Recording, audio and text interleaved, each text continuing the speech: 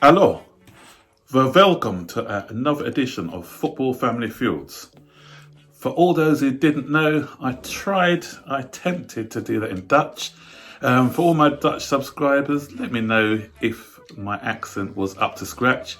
I'm not the best one at accents, so help a brother out and just give him a few tips on how he can improve on things.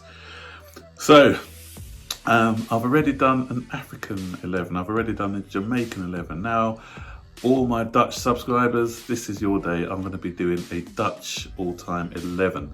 So before I get into that video, you know what to do, guys. Hit that like button, hit that bell notification so you'll be notified every time I make a new video.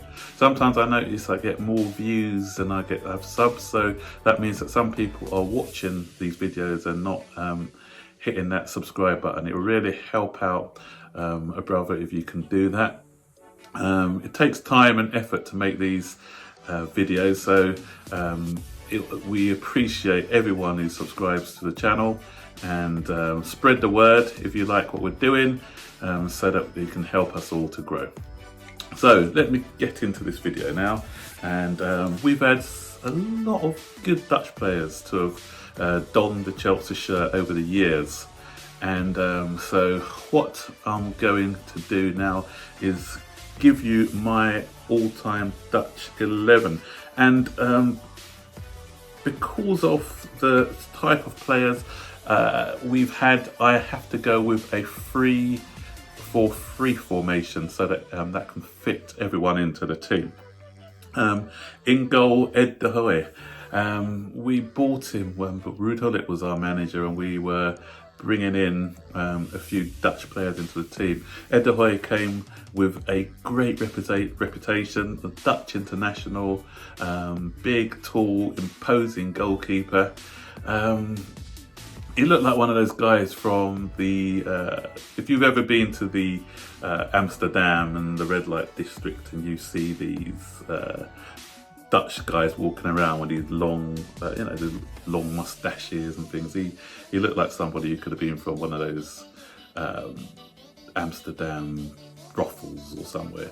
But he used to dress. They used to take the mickey out of his dress because he wasn't very fashion conscious, and he used to come in all sorts of weird clothing. Apparently, he was a character, but you don't mess with him. So I think I read a story somewhere where people used to, because of his dress sense, you got the changing room banter, and one day someone came in and cut up one of his best suits or something. So he didn't take kindly to that, and I think he got a revenge on that player. Try and Google it and search for that story. It's quite a funny story, actually. So yeah, so Ake I. Good moments at Chelsea as well. When I used to go down the bridge a lot more than I do now, he was one of the goalkeepers that I used to watch. I've seen Ake I a lot during his Chelsea career. Right back, or right wing back, is going to be my friend Mario Melchiot. Great character, always laughing, quite bubbly, enthusiastic, and he was excellent. He was one of the first attacking right backs that I've seen. Nowadays, attacking right backs are the rage, because back in the 80s, 90s, fullbacks just used to be primarily to defend. You didn't really see fullbacks running up and acting like a second winger, but this guy came in with a lot of flair, and I'm thinking, whoa, so much flair for a defender. But he took that Dutch flair with him. Defensively, sometimes he can have a bit of a brain freeze and go missing, but I did rate him as a player. I think he had I'm gonna at him on this, because I know he responds on Twitter as well, so I'm going to be sending him a message, so hopefully he'll watch this video. So please forgive me, Mario, when I say that I think you may be at fault for one of the goals when we played in the semi-final of the Champions League under Ranieri, and we played against Monaco. I think we lost the first leg 3-1. That's when Ranieri had a total meltdown. I don't know what he was doing with that squad formation. I'll talk a bit about that with Hasselbank later on in this video. But we got back into the game and Mario made a mistake which allowed them to score that vital away goal.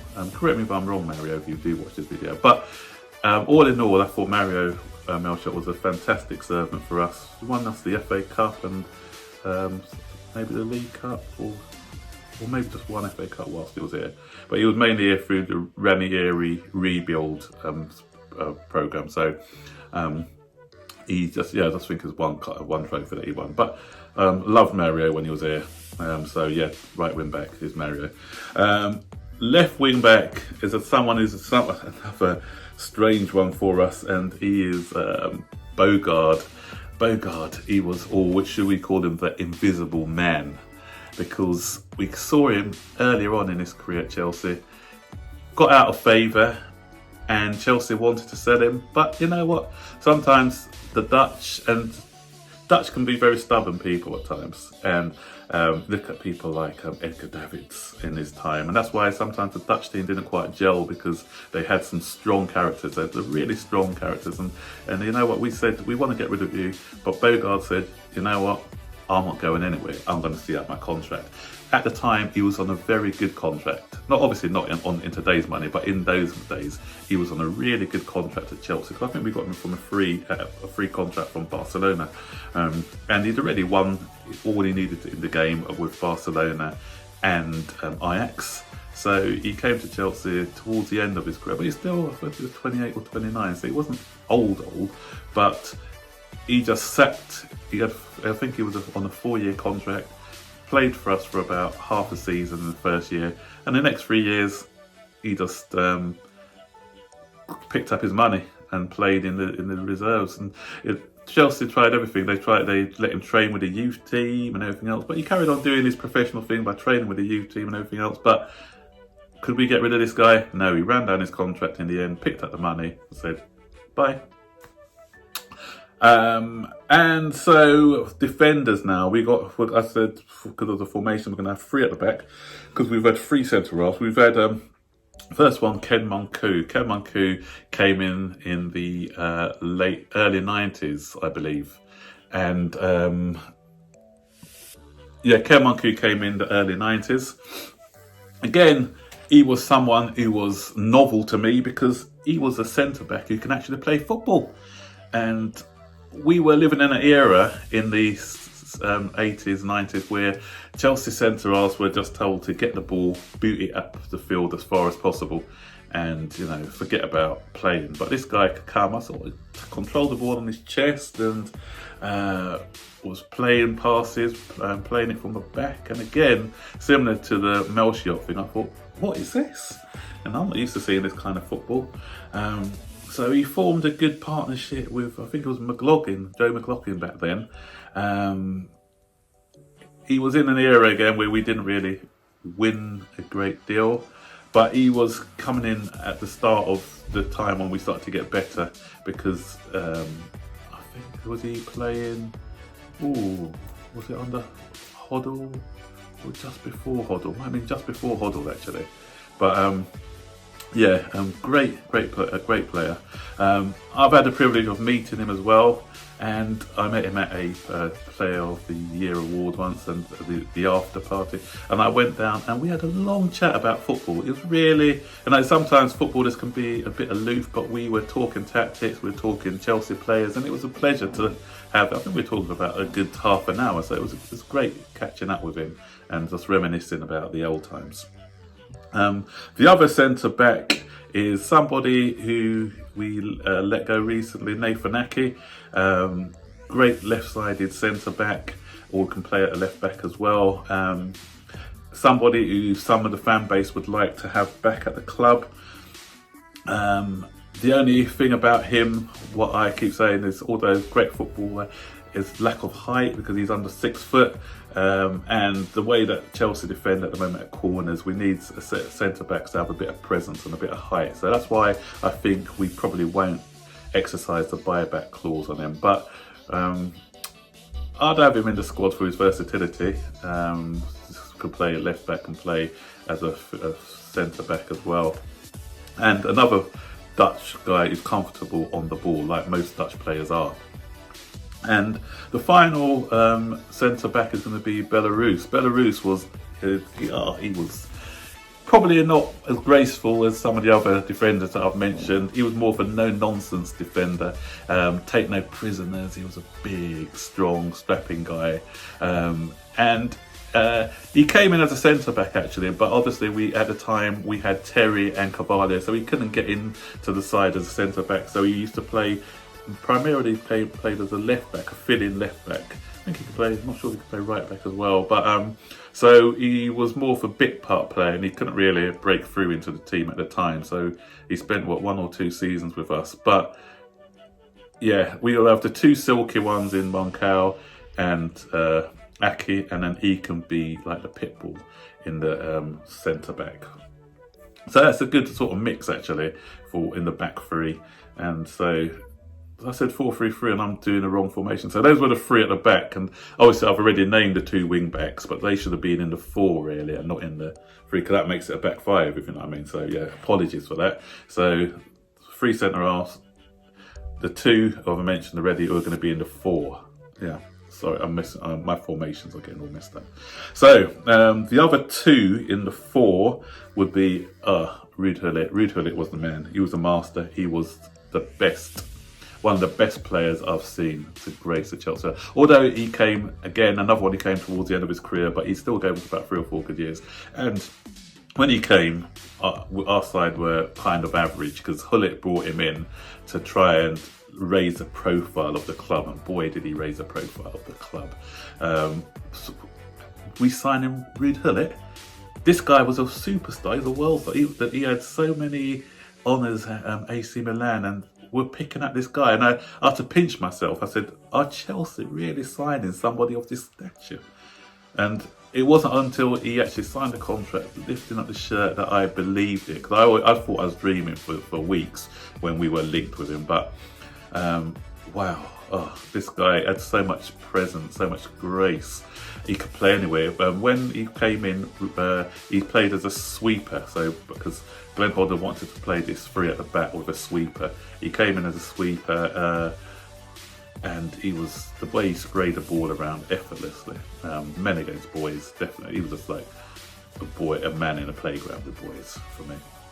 And he's another one I've had the pleasure of meeting. I met him in Harvey Nichols one day when I was shopping there, and he was with his girlfriend at the time. That's Johan Cruyff's daughter, and both of them were really tall, because I'm like 6'1" myself. Ruud Gullit was about 6'4", she was about 6'1", and that's the first time I was kind of starstruck. I was like, should I go up and talk to him? But I did. I'm quite a confident guy, so I went up there and talked to him. He was quite, yeah, he had time for me. Obviously, he was with his girlfriend, so I didn't want to sort of impose on him too much. So it was at the time I was actually reading his autobiography, so I just told him that it's a pleasure to meet him, and I'm reading his autobiography at the moment. And he sort of smiled, gave me a handshake. Didn't have a mobile phone, but I think that's before the days of mobile phones. It was quite a while ago, or the picture ones where you could take pictures on little phones. So I was unable to take a picture of him at the time. But yeah, he was just a gentleman. And as you all know, he took on the side as player manager in the end, won us an FA Cup. It went to turn sour for him because of a contract dispute that he had with Ken Bates. And so he left. When he left us, actually, we were in a good position. We were in the quarterfinals of the League Cup, the quarterfinals of the Cup Winners' Cup, and we were sitting second in the league as well. And he wanted to bring Jaap Stam to the club, which would have been brilliant for us at the time where we had this disagreement with Ken Bates. But this guy, stellar midfielder. He could play anywhere. He could play up front, midfield, defence, but I'm having him as one of my centre defenders. Quality player, so I can't stop talking about him. Another player, Van Ginkel. Has he played for us? He may be the only one in there who hasn't played the first team game. I think he may have played the first, or has he played just friendlies for us? I feel sorry for Van Ginkel. He came in with a big reputation. Then he got a few injuries. He had a bad knee injury, and he came back from that, and then another injury. So we loaned him out to PSV Eindhoven, and he did really well over there. He was double digits for goals and assists. And when he came back to us, we thought, okay, he may kick on, but then another injury which blighted his progress for us at Chelsea. So he's coming back from injury at the moment, and there's a debate amongst some of the Chelsea football community on whether he should be given a chance next season. So we'll wait and see what happens with him there. And up front now, so in my front three, Zenden came in. Again, he was a very good player when he came. He came from Barcelona. Another one, I think. Another Dutch player we got from Barcelona. We've got quite a few from Barcelona. I always remember that goal he scored against Manchester United in that comeback. I think we may have been 3-0 down and we came at 3-3 or 3-2. I can't remember that guy, but he scored a fantastic goal in that one. He did all right for us when he was here. Played a couple of seasons, 2 or 3 seasons for us, but he was really, really good quality player for us. And I think that playing down that left-hand side in this formation, he'll do bits for us down that side. And Aaron Robin, fantastic player. We were battling with Manchester United for him. When I think it was Ranieri who got him in that second. Ranieri bought him when we bought Peter Cech as well. What a player! Fast, skillful. He had everything in his locker. But the only thing, when he was here, he used to get a few knocks, and I think Mourinho at the time was saying that he was a bit of. He referred to him as a bit like glass. He used to have glass ankles, but people used to. He was so good and so skillful that people just used to try and bring him down all the time. And Mourinho kind of said that he wasn't strong enough to play in the English league, which I found a bit silly at the time. So if he was carrying a bit of a knock, he didn't want to play through the injury or whatever. So he was a player who, Mourinho likes his wingers to work hard. He did work hard, but he likes to be on the offensive all the time. Mourinho's more pragmatic manager, but he likes to be on the offensive, playing offensive football. So we sold him off to Real Madrid. He didn't quite make it at Real Madrid, but boy did he make it at Bayern, where he had many good years at Bayern. He was one of the players. There's some players you think, who do you regret the club letting go of? He was sad when they let go of him. Robin was one of those, because he was one of those guys who can get you off your feet. Every time he had the ball, you knew that he was going to do something special with it. So imagine we had Robin on one side, Hazard on the other side in the last few years. That would have been like mouth-watering. And finally, we got Hasselbank. This guy was power. This guy could shoot from anywhere. He scored goals for us, goals for fun, goals with his right foot, goals with his left foot. And he was just, I remember that perfect hat-trick he scored against Tottenham. Right foot curler, left foot curler, header. He had everything. He was, the only thing I say, it's a pity he came during our rebuild under Ranieri, because this guy deserved to win something for us at Chelsea, because and that partnership that he had with Gudjohnsen, that's probably the best strike partnership I've ever witnessed at Chelsea. In the past, we've had a partnership of Dixon and Speedy, but the Hasselbank Gudjohnsen one was fantastic. I think they scored 45, 50 goals between them one season. I've just finished reading his autobiography as well. Some great things in there about his time at Chelsea and other clubs. So I think that makes a fantastic team, don't you guys? This is probably out of the 3 teams that I've made, for balance, for skill, composure, presence, I think this one probably will take some beating. Let me know what you think in the comments below. Is this the best out of the lot from the 3 teams that I've made? Or do you think that the African team will go to beat them, or the Jamaican team will go to beat them? It'll be interesting to know your comments below. Let me know your favourite Dutch player was as well, the one you enjoyed watching the most. And tomorrow I'll try to do a maybe I'll go for the Scandinavian one tomorrow in tomorrow's video. So guys, you know what to do. Keep safe. Carry on washing your hands and keep that blue flag flying high. And until the next video, how do you say goodbye in Dutch? I just remember, I know how to say hello or welcome, but I didn't research how to say goodbye. So to all my Dutch brothers and sisters, goodbye and take care until the next time.